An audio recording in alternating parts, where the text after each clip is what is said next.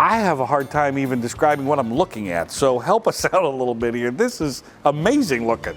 What is it? It's a 600 horsepower snow gas engine. Okay. Runs on natural gas. Okay. It was built in 1917. This end of the machine in front of the flywheel is the engine part. Got it. On the back side of the flywheel is the natural gas compressor part. Got it. To transmit it through the pipeline system. And then that goes on to the consumer. Nice. You know, steel mills, homes, heating. How many of these are around of this size? When in the time period they built these, this is a mid-range size. And in some of the stations, they might have 24 of these all lined up in a perfect row. It's a 4-cycle engine, basically what's in your car today. You can see what everything does. Everything's hidden today. And at the time when a lot of these engines were built, the owners were proud to show them off, you know, in their factory, because it was a new technology and, you know, it was the computers of the day. Right. So they, you know, would let people come into the factories and they kept the engine rooms spotless and the engines were clean and would show them off. They were proud of the technology. All right, so what are we going to do? Walk me through this. Okay, we have to put the air start distributor, engage it into the end of the camshaft, and then we already removed these keepers from the air start check valves. Okay. We will turn the gas on. Then we turn the lube oil on, which lubricates all the bearings, are all Babbitt bearings. We got to turn the air on over there. Okay, you're going to open this up as fast as you can. This is not going to work out. Oh wait, something's happening. Push that in, yep. I've seen this before. This was in the Willy Wonka and the Chocolate Factory. They make the everlasting gobstopper. Yeah, you look at all the castings on it. You know, how they did all these little shapes and that here. Yeah. But today, they'd never do.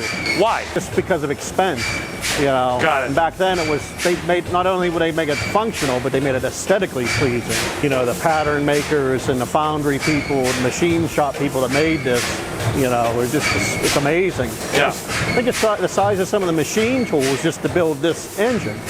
There is that sense of ownership. Correct. And pride.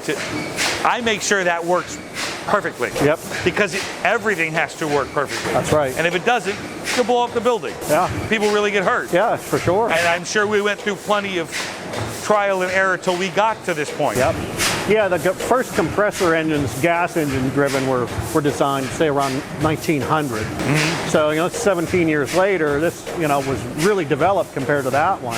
I think a lot of the gas from this engine went up towards the Buffalo, New York area. Mm-hmm. So probably went to the mills up there and, you know, other industry that was in that area. See that round crank guard there? Yeah. That should have a side on it to contain oil splashing around, whatever. And you'd stick your hand into that black hole. Oh, come on. And they'd come up and it'd hit their hand and they'd see if it was hot or not. Yeah. That's crazy. How many people would maintain, and when this machine is running like this, how many people would walk around? A small handful, and they would run 24/7. So you'd have maybe 6 guys a shift. Depending on how many engines were in the station too. Got it. But only, you know, and then one engineer could take care of a couple engines. But then when mechanic in time came, or, you know, it'd be all hands on deck. Hands on deck. But even he's doing it right now. As we're standing here, he's working on it's running, but he knows, oh, I got to do a little something over here. Yeah, make his rounds every few hours. Yeah, so it's an interesting place to come just to, one, see the history of, you know, internal combustion. Yeah. You know, we have engines here from the reproduction from the late 1860s. And most people don't even think there was gas or gasoline engines before 1900. Isn't there, though, a group of a faction of people who believe that the downfall of our civilized society can be traced back to the combustible engine? Yeah, I'd say that's, you know, like true. we figured out, said, okay, well, isn't there a better way to do this?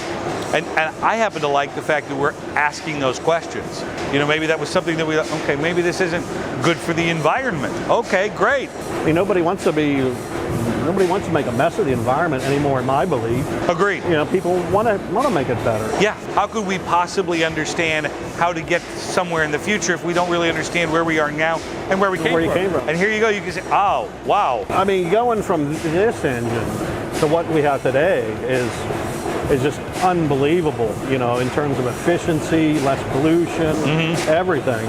You know, this is so archaic by today's standards. Right. You know, the steam engines when this was built were maybe, it depends, but 3 to 7% efficient, thermal efficiency. You know, these were up 20 in that area. And that's a giant huge jump. deal, yeah. So if we were still running, you know, steam like we used to, Right. it'd be a lot dirtier place than it is today. Right. But again, that's Technology. That's what we call progress. That's progress. Good that's right. progress. How long would this machine run before it was stopped? They might run it for months at a time. Really? Yeah, without ever shutting it down. That's what this would do? This is it. It's not going to do anything else. Do that, that's it. But I love it. Thank you for this. You're welcome. It's good to meet you. Thank you very much. Good to meet you.